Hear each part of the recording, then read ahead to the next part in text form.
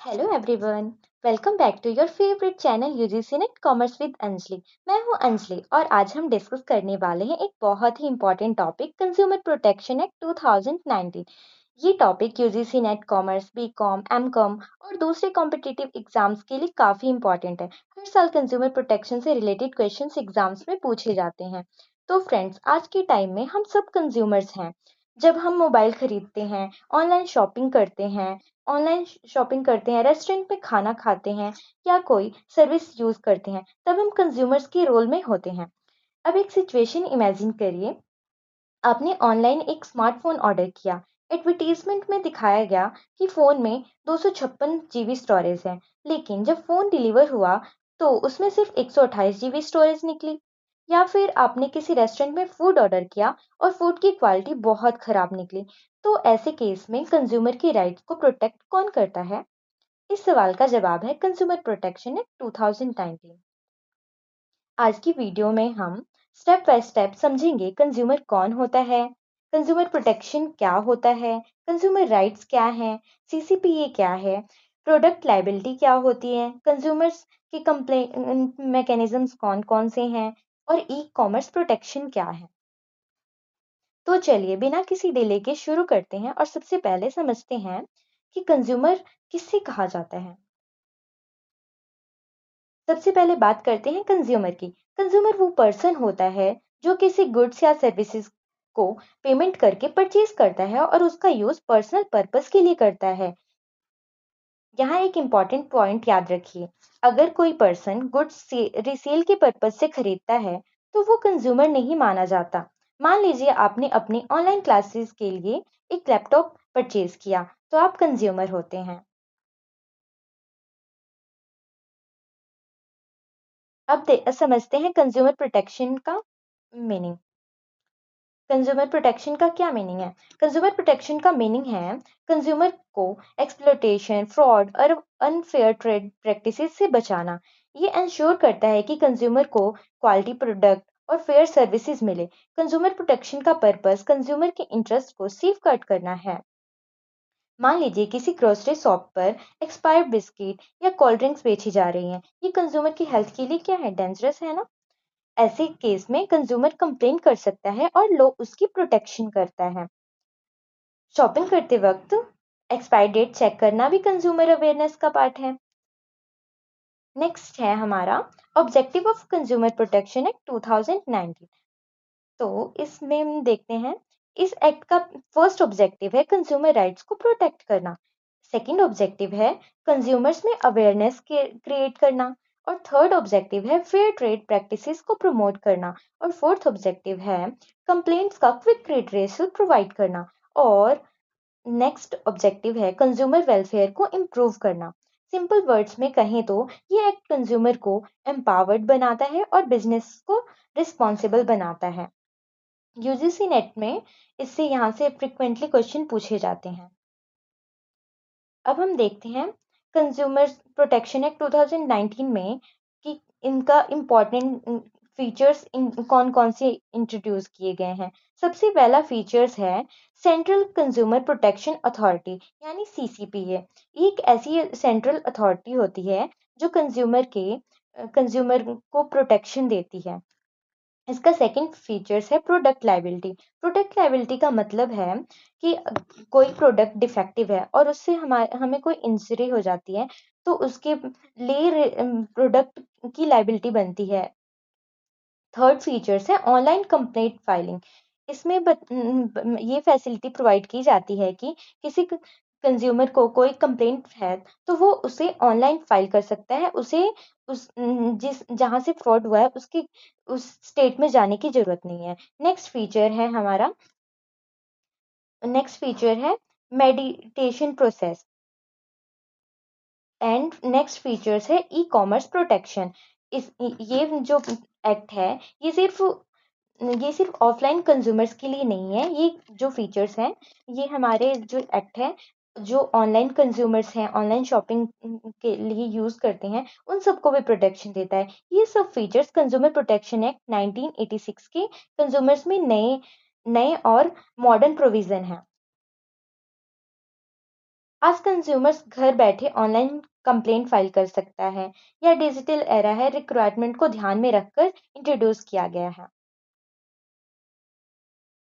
Consumer protection act consumer को 6 rights provide करता है। कौन कौन से हैं देखते हैं। फर्स्ट राइट है राइट टू सेफ्टी, नेक्स्ट है right to information, right to choose, right to be heard, right to redressal, right to consumer education. चलिए अब हम इन 6 राइट्स को एग्जाम के लिए बहुत ही इंपॉर्टेंट है, इनको अब हम ध्यान से पढ़ते हैं एक एक करके। तो हमारा फर्स्ट, सबसे पहले हम बात करते हैं राइट टू सेफ्टी की। इस राइट के अकॉर्डिंग कंज्यूमर को जो डेंजरस प्रोडक्ट होते हैं या अनसेफ प्रोडक्ट है उससे प्रोटेक्शन मिलनी चाहिए। इसमें ये बात की जाती है, जैसे डिफेक्टिव इलेक्ट्रिक आयरन या फिर कोई डिफेक्टिव सिलेंडर है या एक्सपायर्ड मेडिसिन है, उससे हमें सेफ प्रोवाइड कराया जाता है। इससे ऐसे प्रोडक्ट्स को कंज्यूमर की हेल्थ और सेफ्टी को अफेक्ट कर सकते हैं, उनके लिए हमें इसमें सेफ्टी प्रोवाइड की गई है। अब बात करते हैं राइट टू इंफॉर्मेशन पर। कंज्यूमर को प्रोडक्ट की क्वालिटी, क्वांटिटी, प्योरिटी, प्राइस और एक्सपायरी डेट जानने का पूरा अधिकार है। मेडिसिन खरीदते वक्त एक्सपायरी डेट और एमआरपी चेक करना इसी राइट का पार्ट होता है। नेक्स्ट देखते हैं हम right to choose. Right to choose का मतलब है कंज्यूमर अपनी पसंद का प्रोडक्ट चूज कर सकता है। उसे किसी पर्टिकुलर ब्रांड को परचेज करने के लिए फोर्स नहीं किया जा सकता। मोबाइल, जैसे कोई मोबाइल परचेज करना चाहता है तो उसके पास बहुत सारे ऑप्शन अवेलेबल है, सैमसंग, वीवो, ओप्पो या एप्पल, इसमें से कोई भी ब्रांड सिलेक्ट कर सकते हैं। अब बात करते हैं राइट टू बी हियर्ड की। अगर कंज्यूमर को कोई प्रॉब्लम है तो उसकी कंप्लेंट को सुना जाना चाहिए। अगर ऑनलाइन ऑर्डर डिफेक्टिव निकलता है तो कंज्यूमर कंप्लेंट फाइल कर सकता है और उसकी ग्रीवेंस को कंसीडर्ड किया जाएगा। ये राइट इंश्योर करता है कि कंज्यूमर की आवाज को इम्पोर्टेंस मिले। नेक्स्ट राइट है हमारा right to redressal and education.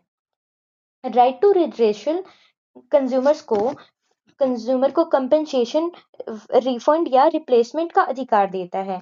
आपने मोबाइल परचेज किया और वो डिफेक्टिव निकला तो कंज्यूमर रिप्लेस या रिफंड डिमांड कर सकता है। अब बात करते हैं next right to consumer education की। कंज्यूमर को अपने राइट्स और रिस्पॉन्सिबिलिटीज की नॉलेज होनी चाहिए। जागो ग्राहक जागो जैसे कैंपेन्स आप देखते हैं इसी पर्पस के लिए चलाया गया है। इस कैंपेन का क्या ऑब्जेक्टिव होता है कि कंज्यूमर को अवेयर करना। नेक्स्ट है हमारा कंज्यूमर रिस्पॉन्सिबिलिटी। कंज्यूमर रिस्पॉन्सिबिलिटी में हम देखते हैं अगर हमें कभी भी रिस्पॉन्सिबिलिटी राइट्स मिलते हैं तो उसके साथ साथ हमारी कुछ ना कुछ रिस्पॉन्सिबिलिटी बनती है। तो इसी तरह से कंज्यूमर प्रोटेक्शन एक्ट में हमें 6 राइट्स मिले जो हमने डिटेल में समझा, तो उसके साथ कुछ ना कुछ हमें रिस्पॉन्सिबिलिटीज भी मिली हुई हैं। अब हम उन रिस्पॉन्सिबिलिटीज को देखते हैं, जिसमें से हमारा फर्स्ट रिस्पॉन्सिबिलिटी है कंज्यूमर को लेबल ध्यान से पढ़ना चाहिए।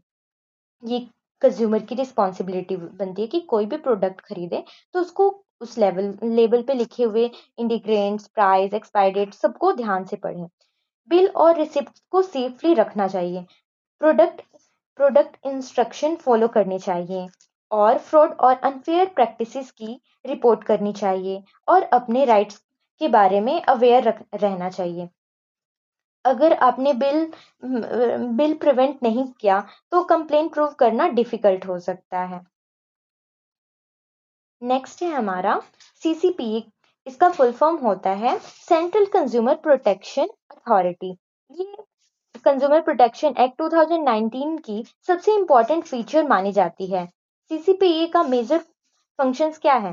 कंज्यूमर इंटरेस्ट को प्रोटेक्ट करना, कंप्लेंट्स इन्वेस्टिगेट करना, अनसेफ प्रोडक्ट्स को रिकॉल करना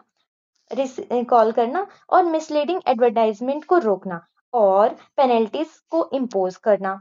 अगर कोई कंपनी फॉल्स क्लेम करती है और उसका प्रोडक्ट 100% गारंटेड रिजल्ट देता है, ऐसा क्लेम करती है कि उसका जो प्रोडक्ट है 100% गारंटेड रिजल्ट देता है, तो सीसीपीए उसके अगेंस्ट एक्शन ले सकता है अगर उसमें कोई दिक्कत होती है तो। नेक्स्ट है हमारा consumer redressal mechanisms. Consumer redressal mechanism में हम देखते हैं कंज्यूमर कंप्लेंट्स को रिसॉल्व करने के लिए 3 टायर सिस्टम एस्टेब्लिश किया गया है, जिसमें हमारा आता है first district commission, state commission और थर्ड है हमारा नेशनल कमीशन। ये 3 तरह के हमारे कमीशन बनाए गए हैं और जिसमें कंज्यूमर कोई फ्रॉड होता है या फिर मिसलीडिंग की जाती है तो उसमें कंप्लेन फाइल कर सकता है। ये कंज्यूमर को स्पीडी और अफोर्डेबल जस्टिस प्रोवाइड करते हैं। इनको याद रखना सीक्वेंस में याद रखने के लिए डिस्ट्रिक्ट, स्टेट, नेशनल याद रखने के लिए बहुत जरूरी है। एग्जाम में डायरेक्ट क्वेश्चन पूछे जा सकते हैं इससे। नेक्स्ट है product liability. Product liability consumer protection act 2019 का एक इम्पॉर्टेंट प्रोविजन है। इसका मतलब है प्रोडक्ट से हुए डैमेज के लिए रिस्पॉन्सिबिलिटी फिक्स करना। रिस्पॉन्सिबिलिटी किस किस की हो सकती है? मैन्युफैक्चरर की हो सकती है, सेलर की हो सकती है या सर्विस प्रोवाइडर, किसी की भी हो सकती है।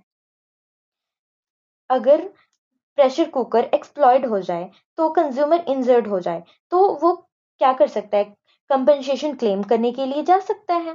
ये प्रोविजन कंज्यूमर को एडिशनल प्रोटेक्शन प्रोवाइड करता है।